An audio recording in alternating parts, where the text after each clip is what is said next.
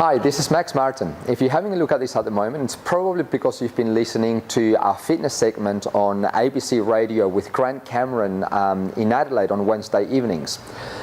We've just recently talked about core activation and the importance of deep abdominal muscles. Now, this is a really big topic that we got a short amount of time to talk about on radio, and so we thought it would be useful to give you some more information and also to give you some visuals of what we're talking about, because really this is quite a subtle way of going about activating muscles, and getting a visual idea of what this would look like when you're doing this at home would really help you achieve the best results out of it. So firstly, what are we talking about? There is a lot of information about the deep abdominals and core activation and the importance of core strength and stability. Really what we're talking about here is using the deep muscles of the abdominal region. Okay, so these are not the more superficial muscles that we tend to see, such as the six-pack or the rectus abdominis, which is its name, or the obliques, which are the type of muscles that we use when we do exercises such as sit-ups and crunches. Now, often people ask us, well, if I understand that to strengthen my back, I need to strengthen my abdominals, and hence I've been doing a lot of sit-ups and crunches. When we think about what these exercises do, which is that forward flexion movement, we put the spine in exactly the position that it's in when we tend to hurt it. So really, when we're trying to work through the abdominal muscles to improve back stability, we're working muscles that don't really create movement. They just stabilize the spine, and they are these deep muscles of the abdominal region. There's really two main muscles that we're going to be talking about today and look at how they work, and that's the deepest of them all being one of them, the transversus abdominis, or TA for short, and the other one is the internal oblique.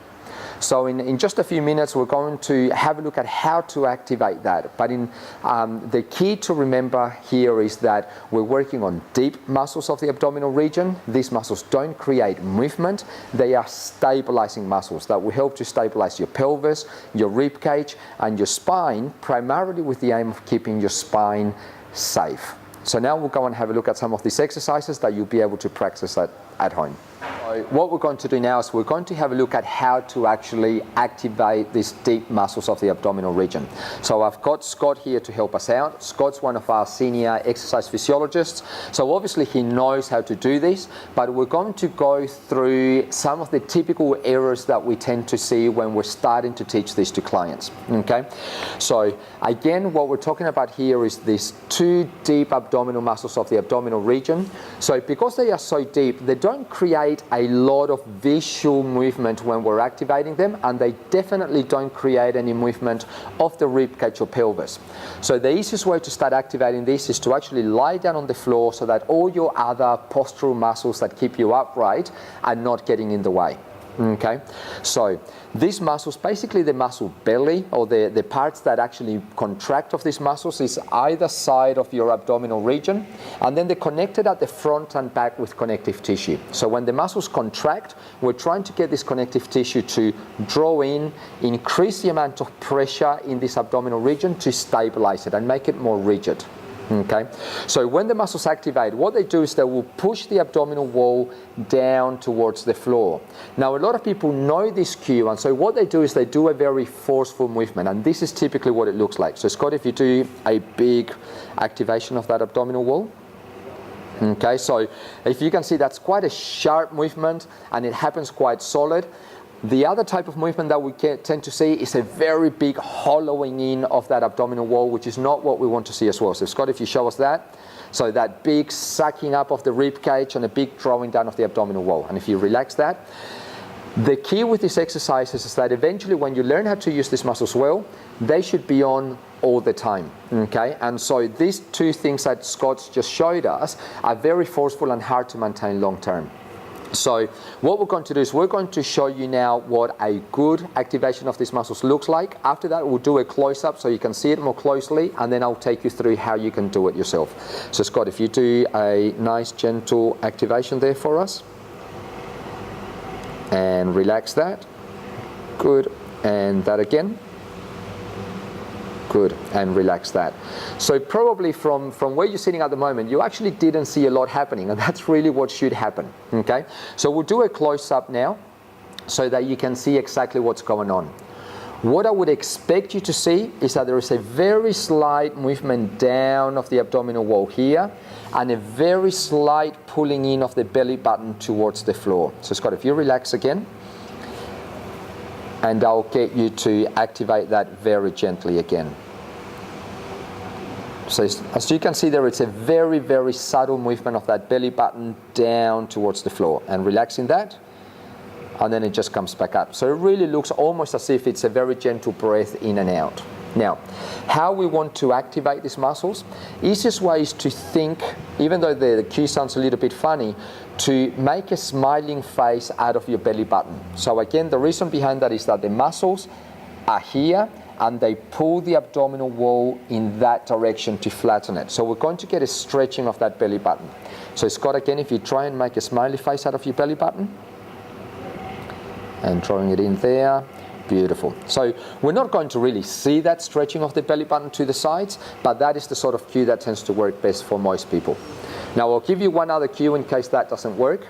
Scott, the other one that I want you to do is I want you to think that you're going to draw the skin that's sitting just underneath your tracksuit pants strap here. Draw that skin gently away from your tracksuit pants there.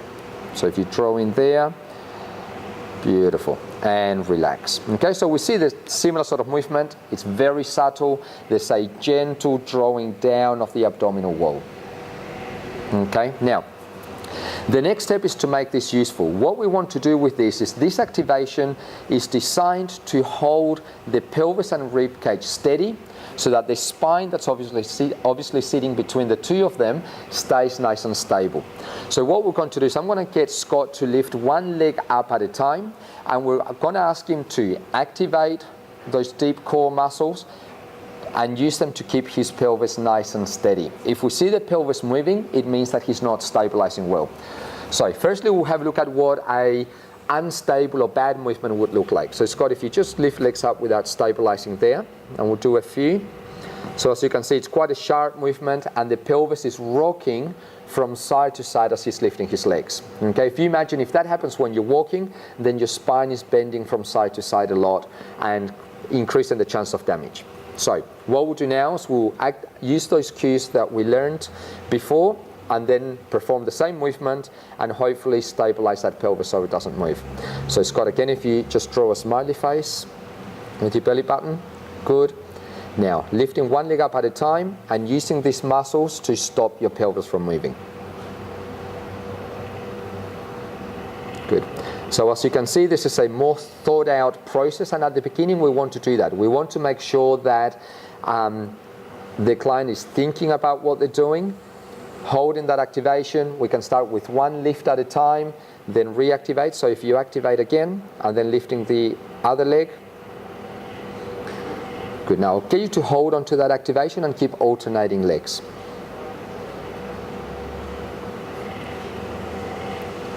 So this way we start to teach the brain how to use these muscles to stabilize the pelvis while the legs are moving. Okay, so again, resting there, Scott. So just a quick recap on that.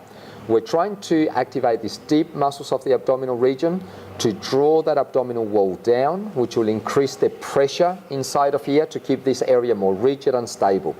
We do that by creating that smiley face response through the belly button, or by pulling the skin away from the shorts or the jock strap or a tracksuit pants strap.